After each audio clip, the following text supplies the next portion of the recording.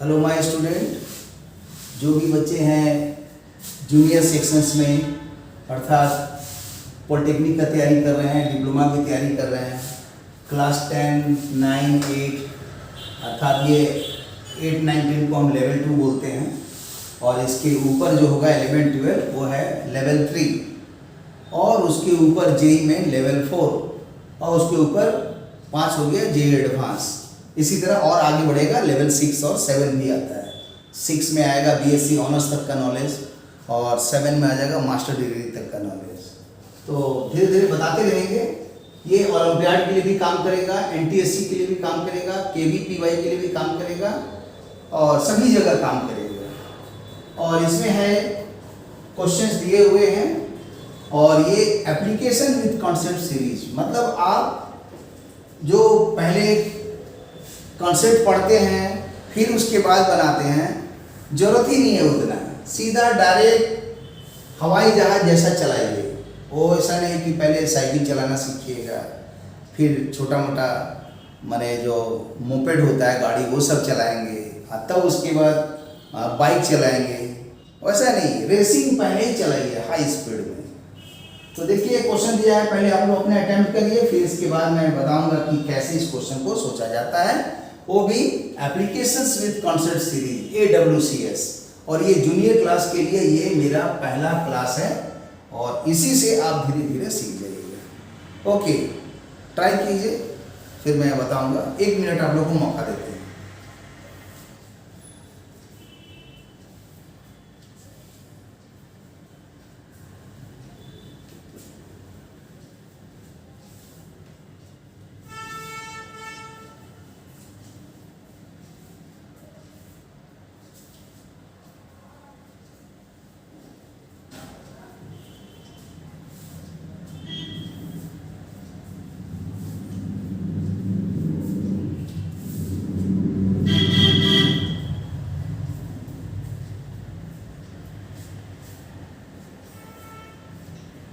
Okay, अब इसका analysis किया जाए कि कैसे बनेगा। यहाँ पर देखिए जो भी दिया हुआ है एंगल ए और बी, ये क्लास 10 के लिए एंगल 0 से 90 डिग्री के बीच ही होगा। कभी भी वो मतलब 90 से ज़्यादा वाला आएगा तो वो 11, 12 क्लास के लिए हो गया या इंजीनियरिंग के लिए हो गया। तो यहाँ पर ए और बी दोनों ही मतलब एक्यूट एंगल है, 0 डिग्री से लेकर 90 डिग्री के बीच में।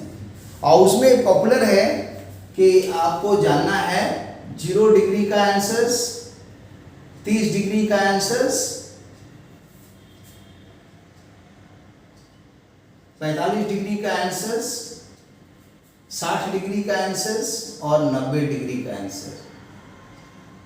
जिनको अगर नहीं भी मालूम होगा तो वो ये लॉजिक लगा दें कि यहाँ पर ये हो गया एंगल थीटा जो इधर हम लिखे हैं और इसका यहाँ लिखा हुआ फंक्शन ऑफ थीटा, मतलब साइन थीटा का आंसर्स कितना होगा यहाँ पर लिख दे रहे हैं। तो इसके ऊपर में मान लिया नंबर हम लिख देते हैं 0, 1, 2, 3 ऐसे करके 0, 1, 2, 3 और 4। करना क्या है, जिनको नहीं याद है साइन का आंसर्स तो आसानी से ये 0 में ना 4 से डिवाइड करेंगे, इसे भी 4 से डिवाइड, इससे भी 4 से डिवाइड, इसमें भी 4 से डिवाइड, इसमें भी 4 से डिवाइड और सबका स्क्वायर रूट कर देंगे। तो 0/4 जानते हैं 0 होगा, 0 का स्क्वायर रूट 0। 1/4 है, 1 का स्क्वायर रूट 1, 4 का 2, 2 4 कट गया तो 1/2, 1 का स्क्वायर रूट 1, 2 का रूट 2, इसका 3 का हो गया रूट 3 और 4 का हो गया 2 और इसका 4 4 कट गया 1, इसका 1। इसलिए साइन 0 ये दिख रहा है और ये दिख रहा है साइन 30 का, ये साइन 45 का, ये साइन 60 का, ये साइन 90 का। और कॉस का अगर करना होगा या मान लिया जाए tan का करना है, ये 3 काफी है। साइन कॉस tan खाली मालूम हो जाए तो आप आसानी से कॉट का, सेक का कॉसेक का लिख सकते हैं। कैसे? तो मान यहाँ कॉट लिख दिए, यहाँ मान लीजिए सेक लिख दिए, यहाँ मान लीजिए कॉसेक लिख दिए। नंबर में क्या है? ये 1 है, 2 है, 3 है, 4 है, 5 है, 6 है। सब कोई जानते हैं कि 1 और 6 जोड़ने से 7 होता है, और 2 और 5 जोड़ने से भी 7 होता है, और 3 और 4 जोड़ने से भी 7 होता है। सब का सम क्या है? 7 है ना। सम जो है 7 आ रहा है। कैसे? तो 1 + 6 is equal to 2 + 5 is equal to 3 + 4 या 4 + 3, जो भी बोलिए। 5 + 2 है, 2 + 5 है, 1 + 6 6 + सब 7 है। तो जो सम करके 7 है, ये एक दूसरे का उल्टा है। साइन का उल्टा कॉसेक, कॉसेक का उल्टा साइन, कॉस का उल्टा सेक, सेक का उल्टा कॉसेक। ये दोनों को मल्टीप्लाई करेंगे तो हमेशा 1 होगा। tan का उल्टा कॉट, कॉट का उल्टा tan।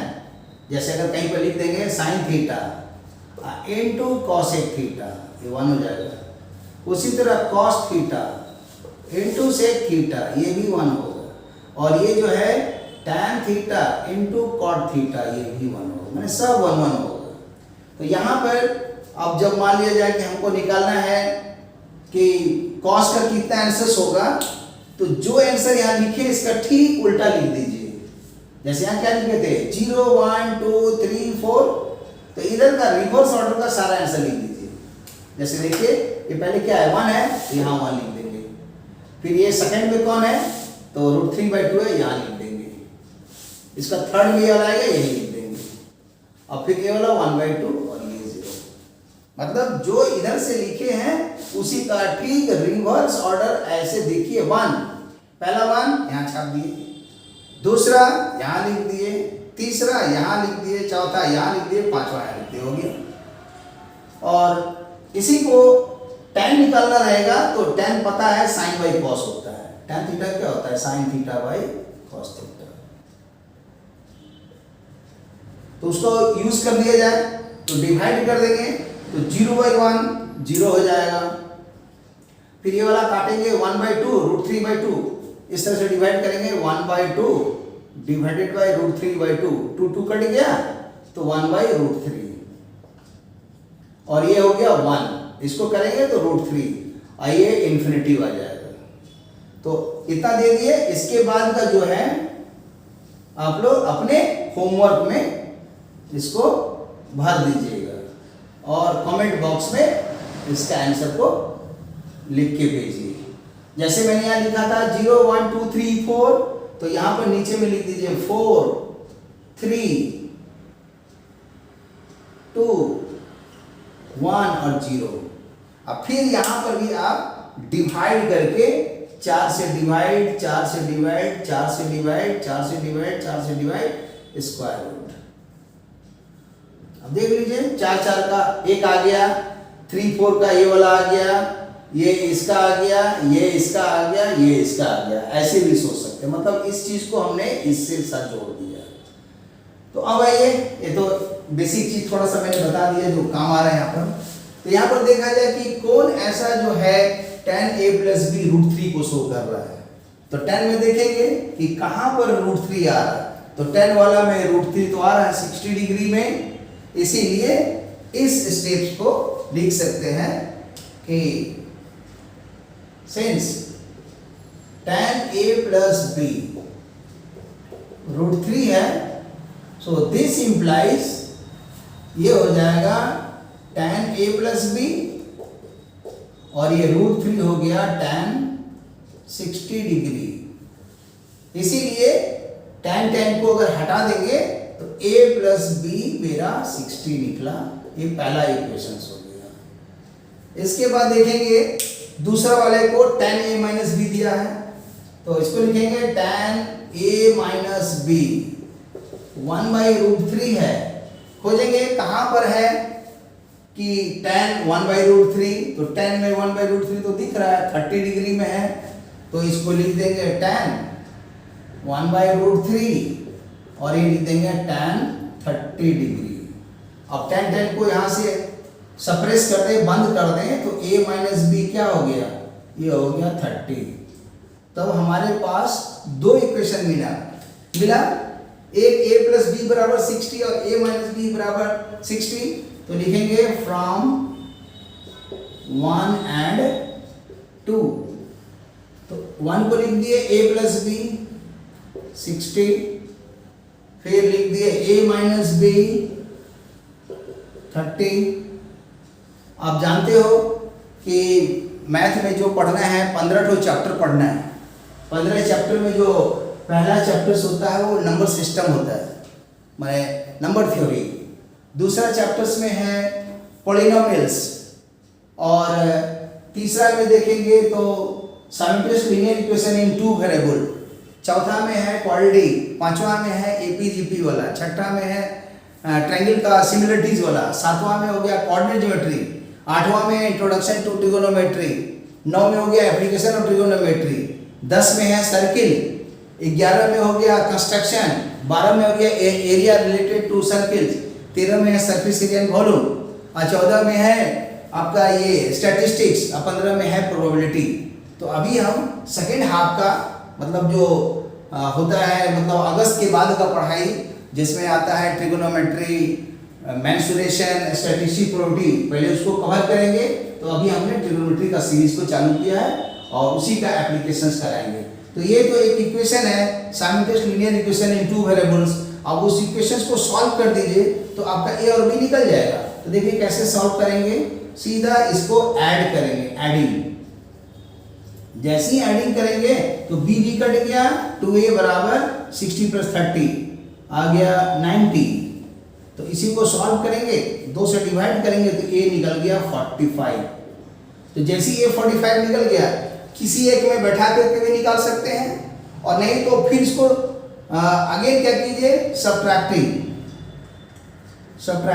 देखिए सब्ट्रैक्ट कर देते हैं, तो जैसे सब्ट्रैक्ट करेंगे a कट गया तो b भी डबल हो जाएगा, 2b बराबर 30, 60 माइनस 30 30, इसका आधा करेंगे b हो गया 15।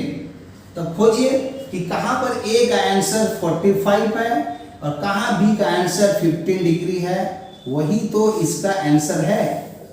तो देखा जाए तो इसके आंसर्स में ये 30 15 आ रहा है, नहीं आया, 30 30 वो भी नहीं आया, ये भी नहीं आया, ये लास्ट वाला डी सही है, 45 और 15। इसलिए इसका फाइनल आंसर हो गया, यहाँ लिख देते हैं आंसर इसका हो गया डी पार्ट, डी।